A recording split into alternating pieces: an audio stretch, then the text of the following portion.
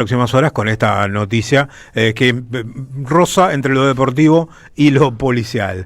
18 horas 41 minutos recibimos en la vuelta completa a nuestro columnista, también columnista por supuesto de Página 12, Luis Brustein. Hola Luis, ¿cómo está? Víctor Manuel, Walter, te reciben acá en la vuelta completa. Hola, ¿qué tal, Víctor? ¿Cómo estás, Luis? Y a los compañeros que están en la mesa, un abrazo también. ¿Cómo va todo? No, bien, acá, con frío y con la peste esta que se está extendiendo. Y además, te digo una cosa, media ciudad está sin luz, ¿no? Apa. No.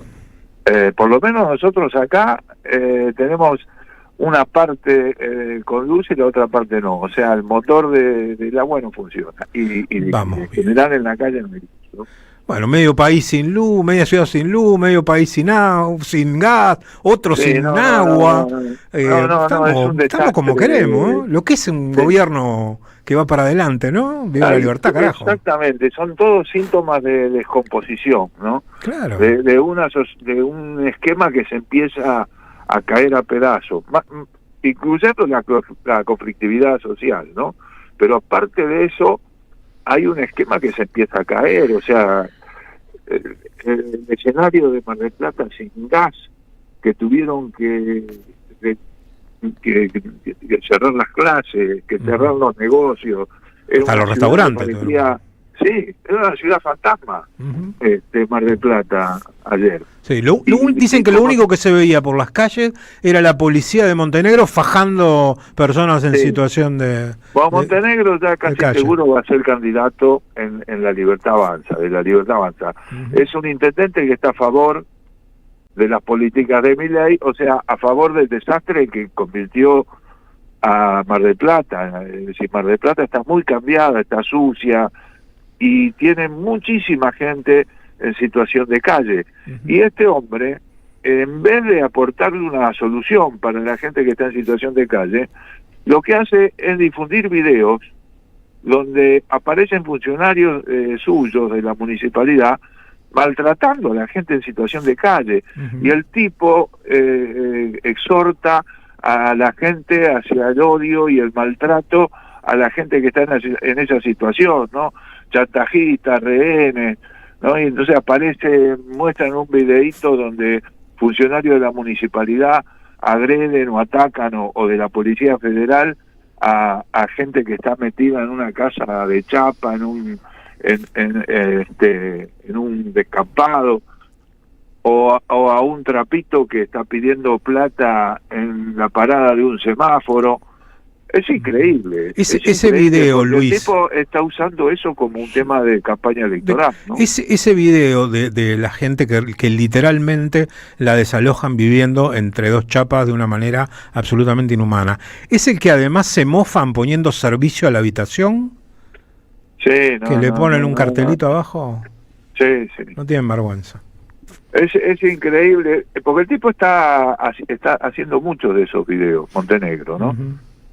Y parece que todos están sobreactuando un oficialismo que tiene corto plazo, porque lo que estamos diciendo es esto, o sea, que Mar del Plata se haya quedado sin gas es por culpa de Milei. Totalmente. No, totalmente. Mar del Plata no es extraordinario que haya días que tengan 8, 7, 10 grados bajo cero. No pasa todos los inviernos, pero pasa, y nunca sucedió que se quedaran sin gas. Exactamente. Nunca. O sea, pero lo que sí sucedió es que paralizaron la obra de la estación Las Armas. Exactamente. Ahí tenían que poner un compresor que era el que hacía llegar el gas con presión hasta esa zona. Y los demás intendentes le pidieron, los intendentes de la costa, se juntaron para pedirle a este hombre, a Montenegro, que sea como una especie de portavoz de los intendentes de la zona para pedirle a Milei que terminara la obra, claro, ¿no? Para que le llegue el gas. Y el tipo se negó. O sea, como el tipo está participando, él es del PRO, ¿no? Es una figura que era del Partido Judicial y saltó a la política de la mano de Mauricio Macri. Y en este momento es uno de las 3 cabezas que están negociando el frente con la Libertad Avanza. y han negociado todo, y es muy probable que los únicos que figuren en la lista de diputados nacionales sean Montenegro, Ritondo y claro, Santilli. Ritondo no precisa porque no renueva ahora, pero claro. Fíjate que les ofrecen el 20%. El 80% para la Libertad Avanza, el 20% para el PRO. El PRO tiene que renovar 7 diputados. O sea que en una lista no va a meter más de 2, Montenegro y Santilli. Era lo que decíamos hace un rato acá de la anécdota, muchachos nos cagaron entre ellos solos, ¿te acordás? Esto es lo mismo, va a llegar al PRO y decir nos cagaron, entramos nosotros solos. Sí, el tipo además no dice nada con esta historia que pasó con lo del gas, ¿no? No, pero yo digo que hay una sobreactuación, porque estos tipos, como están yendo del PRO hacia la Libertad Avanza, están sobreactuando estos rasgos autoritarios que tiene la Libertad Avanza. Y lo mismo diría para la jueza esta, que es la jueza federal de San Isidro, Sandra Arroyo Salgado, que cometió una serie de actitudes realmente brutales en contra de los 5 militantes o de las 5 personas que están acusadas de haber hecho el escrache frente al domicilio de Esper, ¿no? Uh-huh. Y se ve que, o sea, no tiene absolutamente, también es fuera de caja, o sea, de la misma forma que me estabas diciendo recién de la sorpresa que es, o lo sorprendente que es que en Mar del Plata se haya quedado sin gas y hayan tenido que cerrar los comercios, los restaurantes, no se dieron clases, la gente se quedó encerrada en su casa cagándose de frío, uh-huh, porque Milei no terminó una obra, y este hombre Montenegro, como va a ser candidato de la Libertad Avanza, se calla la boca y exagera los rasgos autoritarios.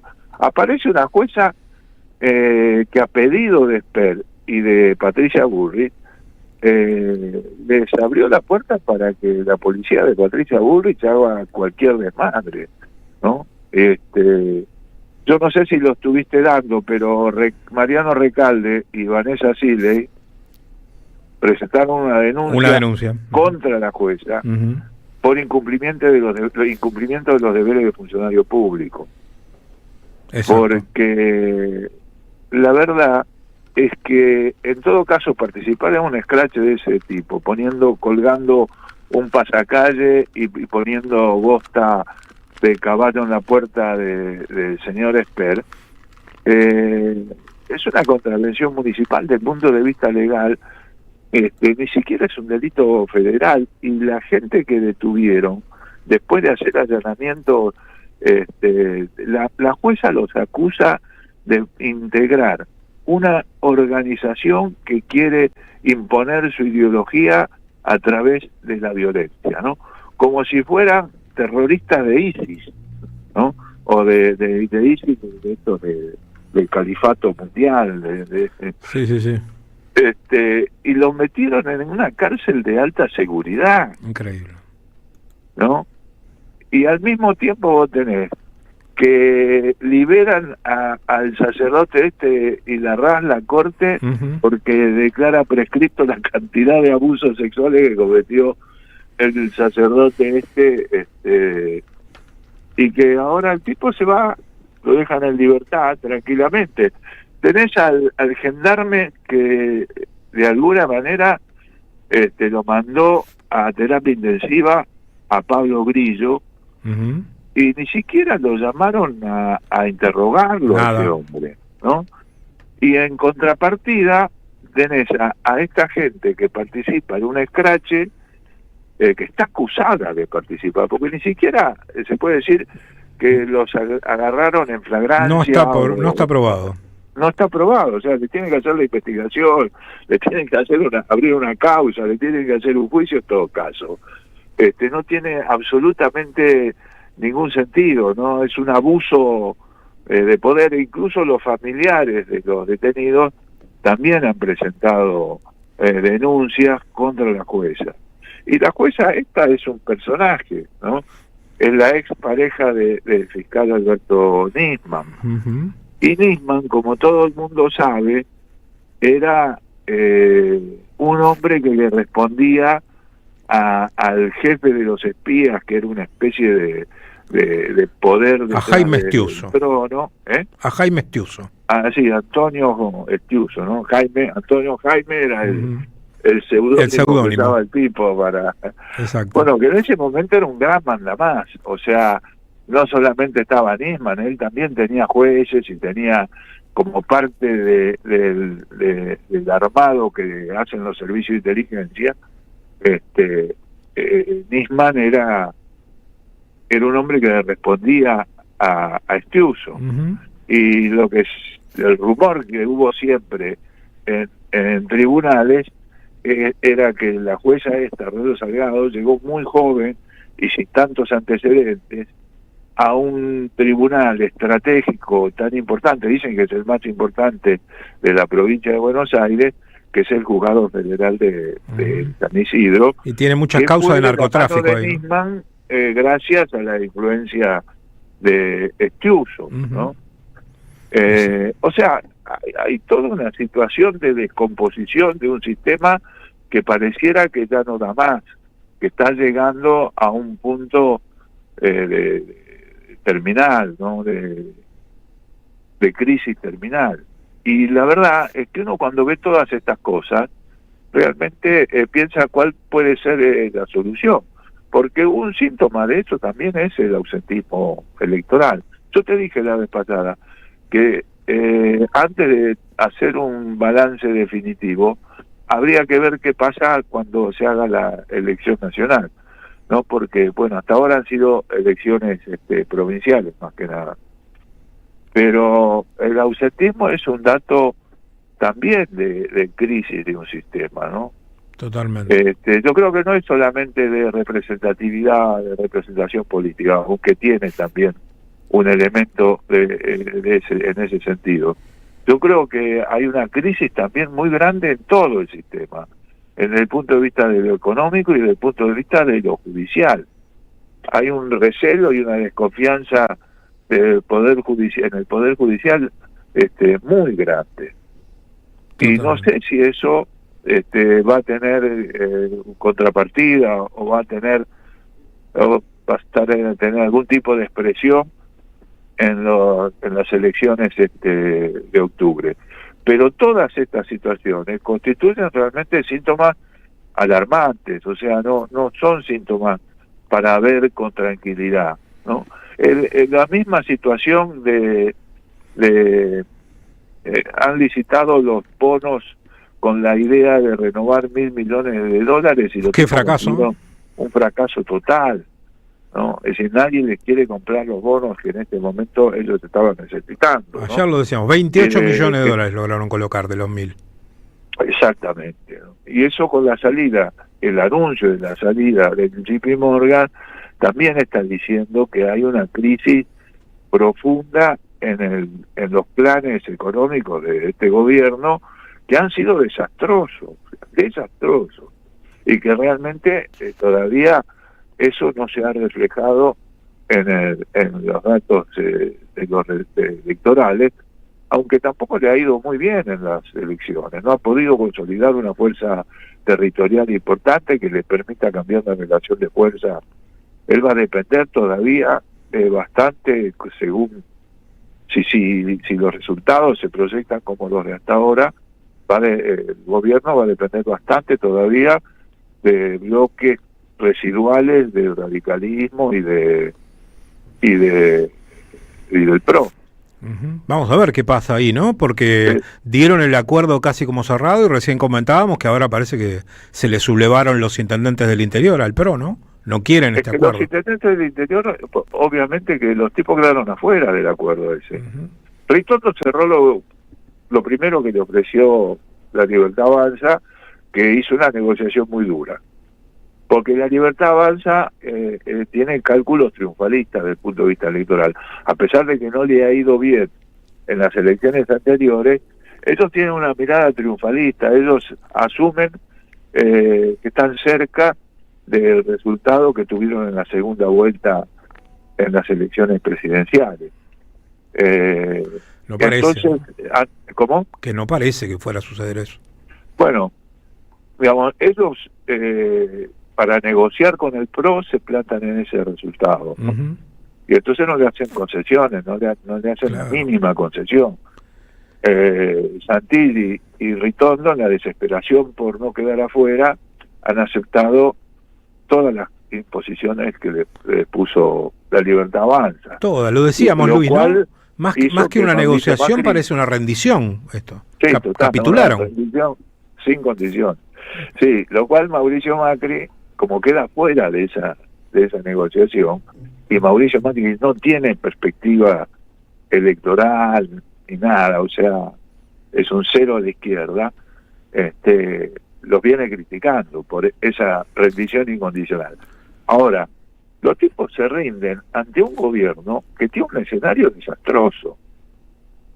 Totalmente. ¿no? Y que el aumento de la conflictividad social, la escasez, la ausencia del Banco Central sin reserva, sin fondos donde volver a recibir ayudas de dólares, o sea, hay una situación grave en el país que se suma a la degradación de toda la estructura de poder que había armado el CRIP.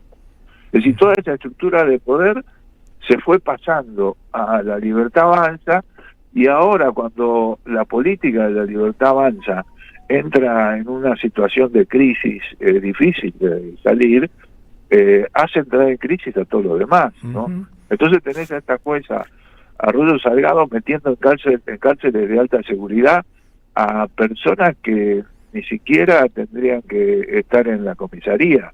Totalmente. ¿No?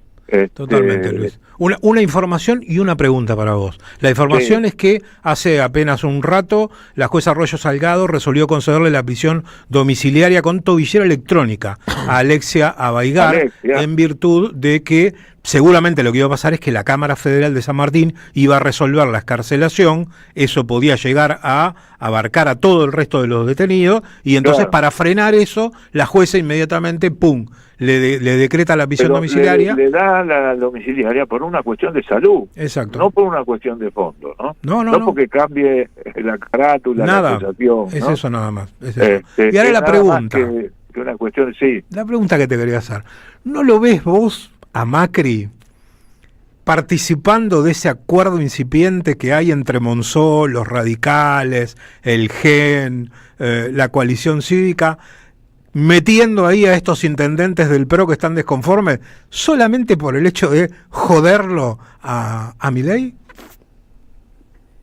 Vos sabés que Macri ha perdido mucho peso, mucha capacidad de decisión. Pero daño le queda todavía, ¿no? Capacidad de daño le queda. Sí, y de todas formas, o sea, por lo menos no parece. Yo creo que los intendentes están tratando de salvar la ropa de forma casi individual, ¿no? Eso es lo que les preocupa. A ellos lo que les preocupa es que la negociación, como la estaba planteando Ritondo, ellos lo dejaban fuera para la próxima elección y no iban a poder renovar en esa intendencia. Claro. Entonces los tipos están tratando de armar listas vecinales, listas con los radicales, o sea, listas cortas, ¿no? Y dejar en libertad a la lista de otro tipo, digamos. Precisan diputados provinciales también y senadores provinciales, los intendentes, ¿no? Porque si no tienen quien los defienda la plata. Claro, los tipos están tratando de armar listas cortas porque no les da para hacer alianza a ese nivel. No sé, probablemente esa confluencia de algunos ex peronistas, porque dicen que estaría Randazzo también ahí, ¿no? Sí, y que estaría Grey también. Bueno, lo que pasa es que ahí hay que ver qué sucede, que no están todavía en ese acuerdo, con Schiaretti, Zamora, Grey, todavía no están en ese presunto acuerdo. Manes todavía tampoco está en ese presunto acuerdo, porque Abad no sé si lo va a querer ahí. Schiaretti había armado una cosa parecida cuando fue la elección presidencial y la verdad que tuvo poca repercusión, sí. ¿No? Lo suficiente, me acuerdo, Randazzo, para joder al peronismo en su momento. En ese caso sí, pero era un poco traccionado por la figura de Schiaretti, supongo yo, ¿no? O sea, ahí en ese... Pero Sí, habría que ver, ahí obviamente se genera un espacio, ¿no? Claro. Porque las posiciones tan duras y tan oficialistas de la alianza que se va a llamar así, Frente de la Libertad Avanza, Exacto. en la provincia de Buenos Aires, deja un espacio para la coalición cívica, los radicales de Manes, este sector que sale del peronismo, y probablemente algunos de los intendentes del PRO que quedaron en banda se podrían integrar, ¿no? Sería como una especie de renovación de Juntos por el Cambio, de baja intensidad, ¿no? Sí. Luis, muchísimas gracias por esta comunicación y bueno, nos vemos el martes acá en el estudio. Sí, nos vemos el martes. Un abrazo grande.